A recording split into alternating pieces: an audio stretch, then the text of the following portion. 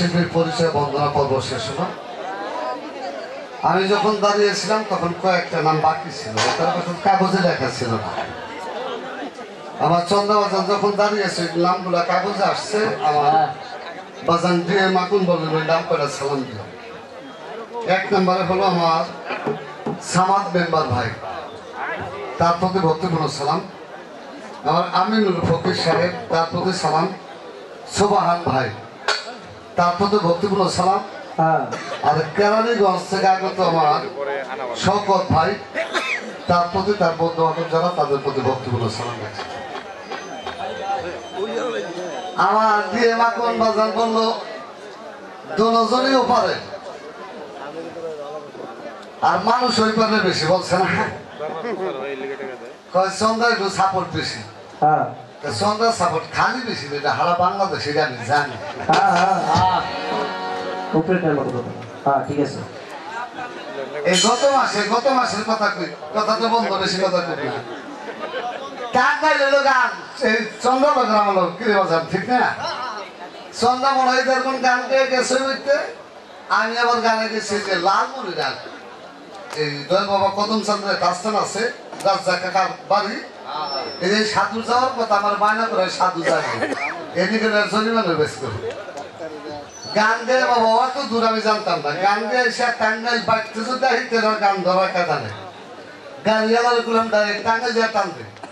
টাঙ্গাইলে এক হোটেলে গেছি, রাত তো 8টা বাজে, হোটেল তুলতে যে গেছি। সন্ধ্যা আমাদের আসেন, কিরে বাবা আসিস কাকা কালকে বলে 2 বইতে এনে গান গেছে। কবিতা বলে পাবলিক মারতেছে, কয় 12টার পর খালি পার্টি আসলো, মানুষ আসলো না।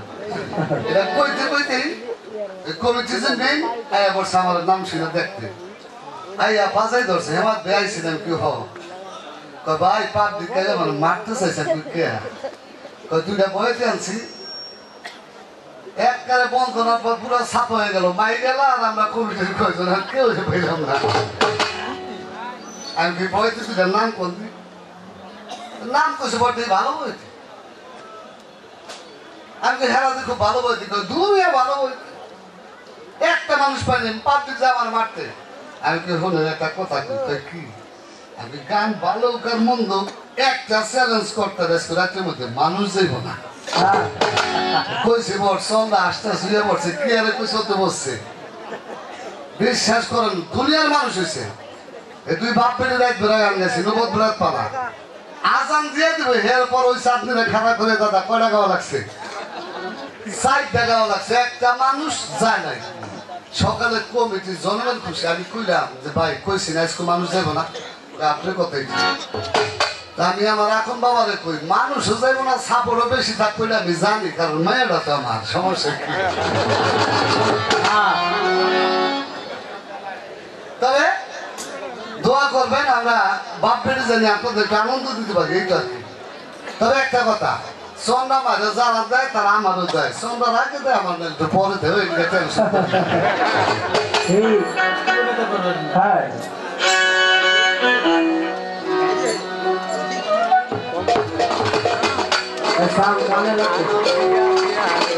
গান এবং শিষ্য, আমি অদম হেমায়ত সরকার গুরুর ভূমিকায়, আমার বাজার চন্দ্র সরকার শিষ্যের ভূমিকায়। তবে কমিটি বলছে কথা যত কম কইতে পারবেন তত আপনাদের লিখে ভালো, কি বাবা ঠিক না?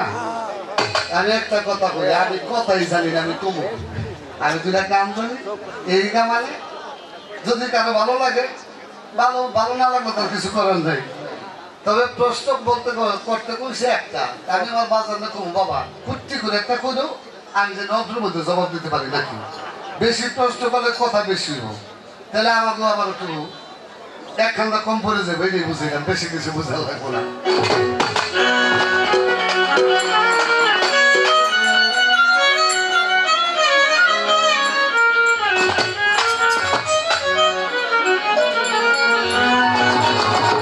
একটা গান, আমি যেহেতু গুরুর পালা প্রথম উঠছি, প্রথম দাঁড়িয়েছি, তাহলে একটা গুরুতত্ত্ব গান রাখি, পরে একটা করে বৈঠকি গান গাওয়ার চেষ্টা করছে, বলছে চেষ্টা করবো গাওয়ার।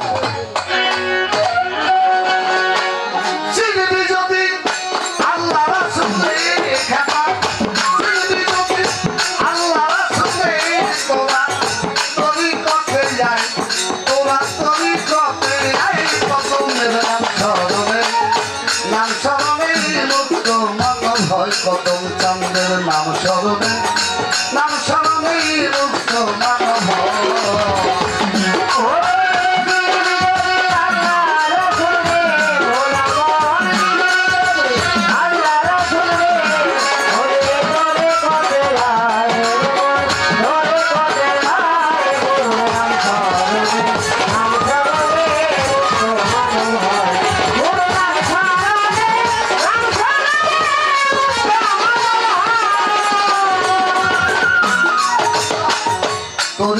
কথায় তার হরফে জানো তার কর্ম সেরে গো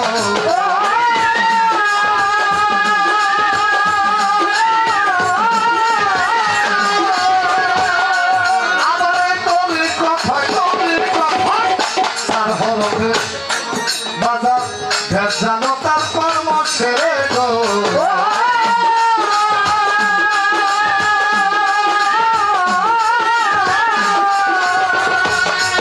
আমার মুর্শিদকে চিনলেই পরে গো আমার কত চাঁদে চিনলেই পরে গো কত আল্লাহ সে না হয় আল্লাহ সে না হয় গুরু আমার শরণে নাম শরণে মুক্ত মানব হয় গুরুর নাম শরণে মুক্ত মানব হয়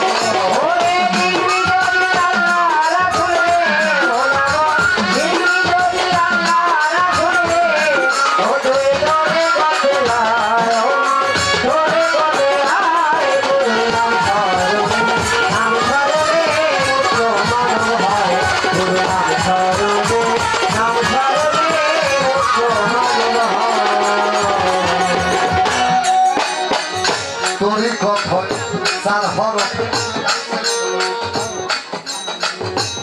জানো তার কর্ম সেরে গো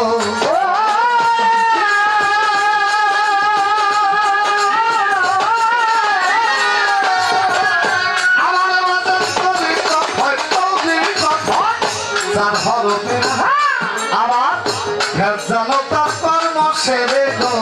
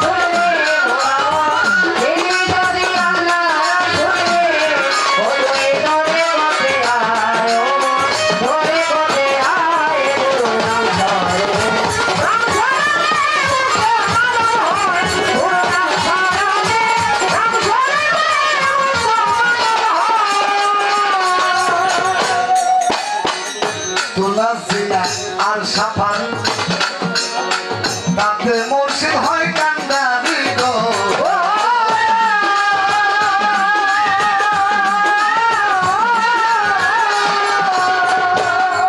আমারে তু নাচিনা আর সাফার বাজা তাতে কদম হয় কান্দারি গো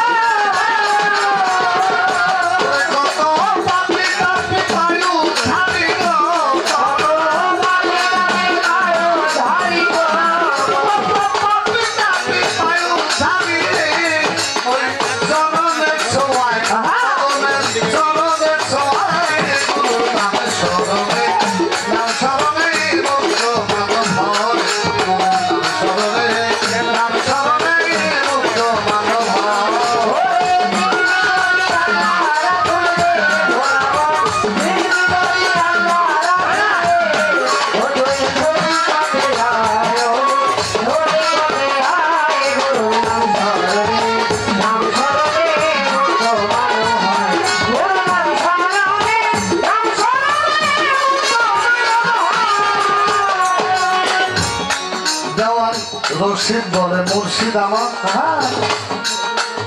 আমারে বাজার মুর্শিদ আমার পারের কান্দার গো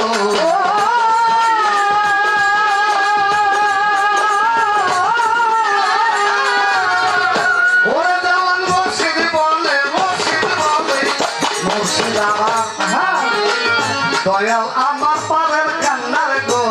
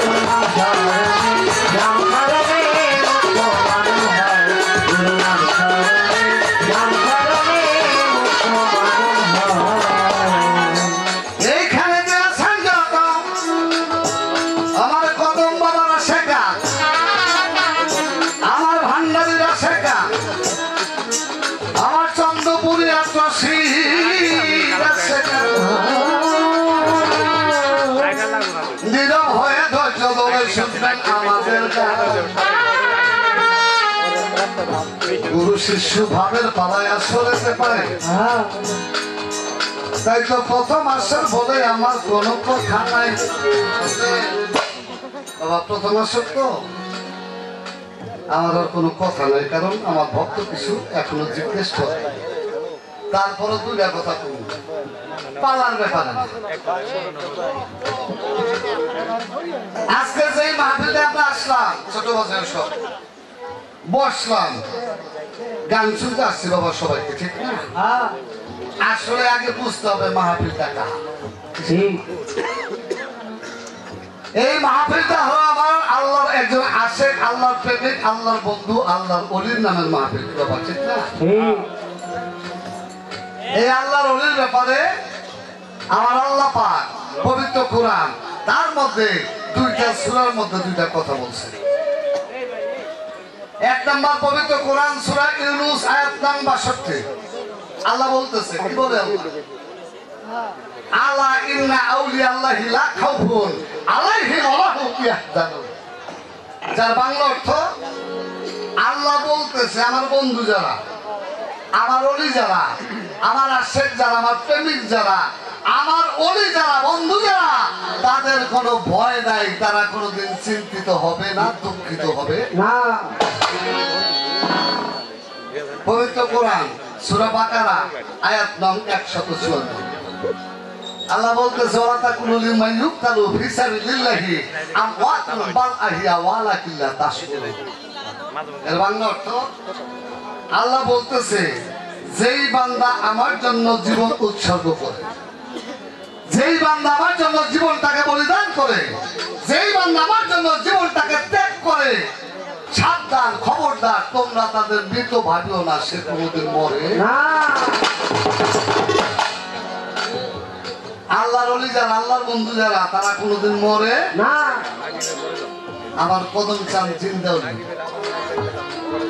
আমার সুরেশ্বরী জিন্দাউলি, আমার আট্টসের হাসমত বাবা জিন্দাউলি, আমার চন্দ্রপুরী সুলতান বাবা জিন্দাউলি, আমার সানাল বাবা জিন্দাউলি, আমার ভান্ডারি জিন্দাউলি, আমার মজিবুল বসর, আমার শফিউল বসর, আমার দয়াল বাবা মহিত বাবা, তারা জিন্দাউলি, তারা কোনোদিন মরবে না, মরেও না। কথাটা কেন বললাম? হাদিস সহিহ আল বুখারী খণ্ড নাম্বার 6, হাদিস নাম্বার 6052। আল্লাহ বলতেছে, হে রাসূল আপনি বলে দিন, যেই বান্দা আমার নাম নিতে নিতে, আমার জিকির করতে করতে আমার হয়ে যায়, আমি আল্লাহ তার সুবহানাল্লাহ। ওই বান্দার হাত আমি আল্লাহর কুদরতি হাত, যেই হাত দিয়ে সে ধরে।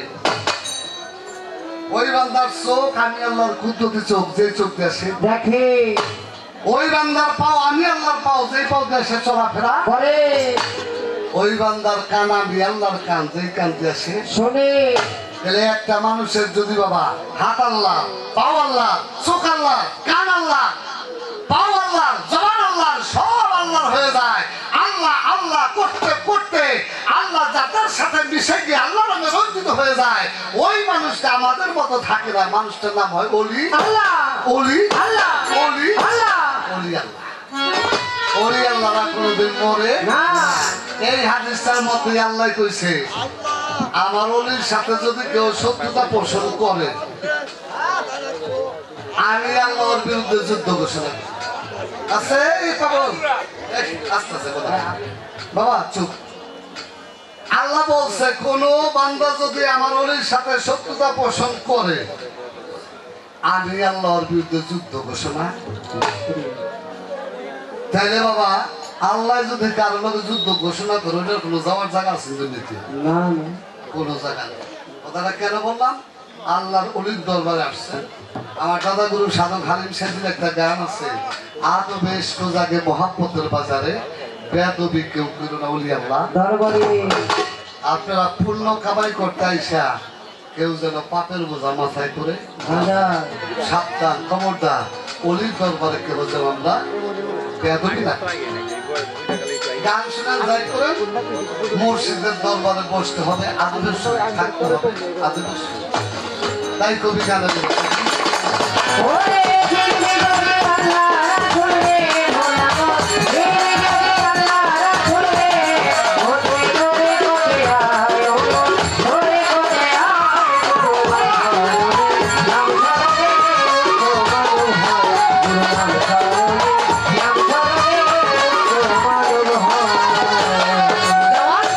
মুর্শিদ বলে মুর্শিদ আমার কদম চান্নর পানের কান্দা গো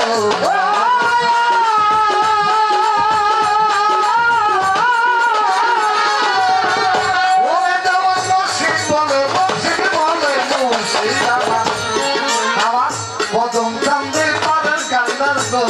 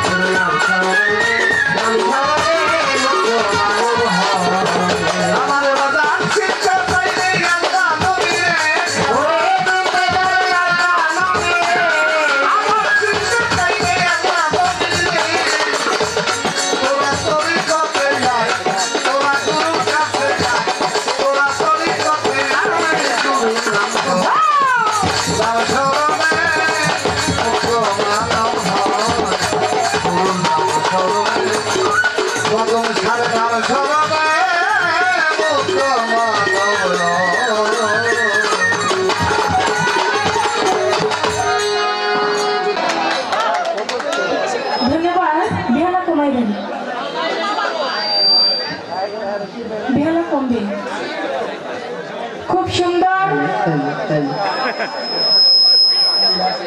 ভেলা কমান কমে নাই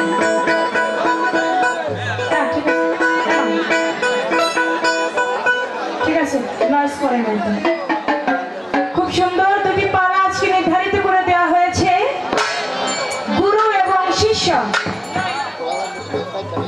গুরুর ভূমিকায় রেখেছেন বাংলাদেশের সুনামধন্য গায়ক হেমায়েত সরকার বাবাজিকে শিষ্যর ভূমিকায় রেখেছেন আমি চন্দ্রা আমাকে তবে এমন একটি পালা দিয়েছে শিষ্য পালা যে পালার মধ্যে শিষ্য হয় আকাঙ্ক্ষাকারী গুরু যিনি হয় তিনি হয় পূর্ণকারী আজকে আমি আকাঙ্ক্ষা করব গুরু আমার পূর্ণ করে দিবে কিন্তু কথা প্রশ্ন রাখতে বলছে একটা প্রশ্ন দিয়ে কেমন করে আমি আমার আকাঙ্ক্ষা পূর্ণ করব শুধু গান চলবে গান বেশি কথা কম এর জন্য কথা রাখতে হবে একটা আমি চেষ্টা করব একটার মধ্যে যেন ব্যাগটা থাকে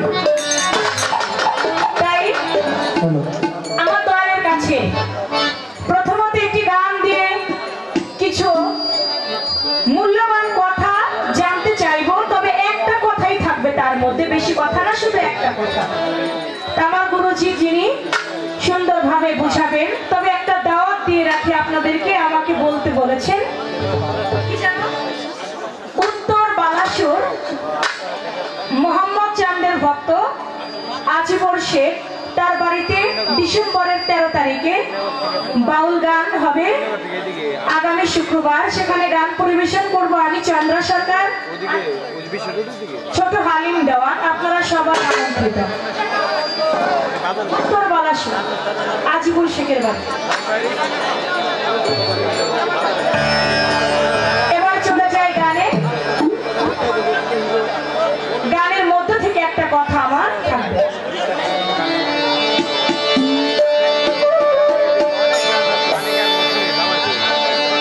আমিনুল ফকির সাহেব তিনি এসেছেন দরদের প্রতি সালাম রাখি আমারটা কমায়েন না নিচে কমায়েন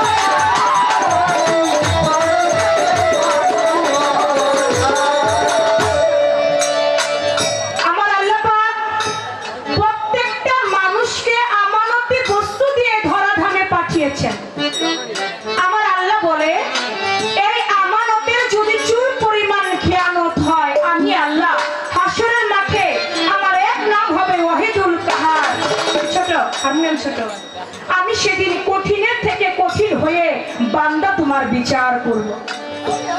এই আমানত বস্তু আল্লাহ পাক পাহাড়কে দিতে চাইলো, পাহাড় নিতে চাইলো না। জমিনকে দিতে চাইলো, জমিন নিতে চাইলো না। ফেরেশতাদেরকে দিতে চাইলো, ফেরেশতারা নিতে রাজি হইল না। কাকে দিল? এই আদমকে, এই আদম সন্তানকে দিয়ে দিল আমানতি বস্তু। দিয়ে এটাও বলেছে খিয়ানত হইলে, চুল পরিমাণ খিয়ানত হলে আমি আল্লাহ ছাড় দেব না। এবার আমাদের জানার দরকার আছে না আমানতটা কি? কোন আমানত দিয়ে আল্লাহ পাঠাইলো যার খিয়ানত করলে আল্লাহ আমাদের ছেড়ে দিবে না? আপনি বলবেন দয়াল আমানত বস্তুটা কি যে আমানত দিয়ে পৃথিবীতে আমাদেরকে পাঠিয়েছেন? একটা কথাই, কেউ বীর্যকে আমানত করে। পশু পাখির ভিতর বীর্য আছে না? তাহলে বীর্যটাও আমানত না। কেউ বীর্যকে আমানত করে, পশু পাখির মধ্যে বীর্য রয়, তাহলে বীর্যটাও আমানত না। যদি বলো আমানত কুরআন, কুরআনের আগেও তো অন্য বিধান ছিল। তাওরীত, ইনজিল, জবুর পরে আসলো এই কুরআন, ফুরকান যেটাকে বলা হয়। তাহলে আল কুরআনের আগেও ছিল, তাওরীত ছিল, ইনজিল ছিল, জবুর ছিল, তাহলে আল কুরআনটাও আমানত না। তাহলে আমানত কি? জ্ঞান যদি আমানত হয়, পশু পাখির মধ্যেও জ্ঞান রয়।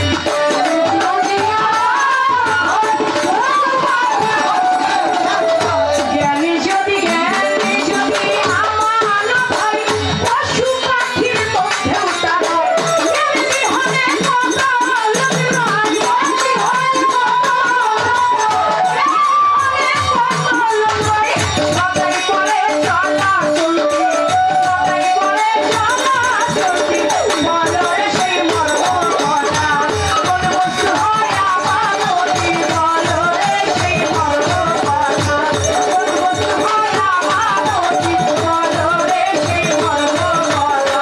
কোন বস্তু হয় আমানতি, বলরে সেই মর্ম কথা। কোন বস্তু হয় আমানতি,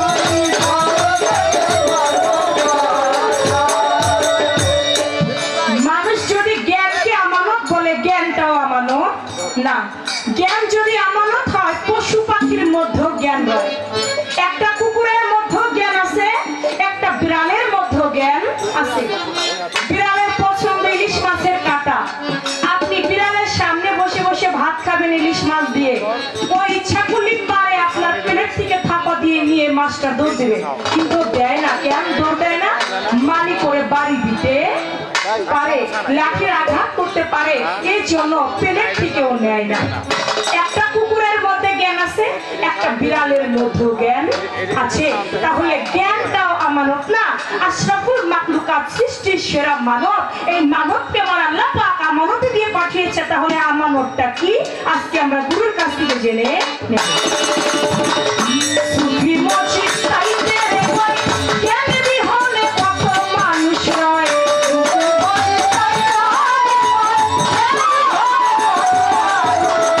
সুফি মসজিদ চাইতে রে ভাই, দয়া দয়া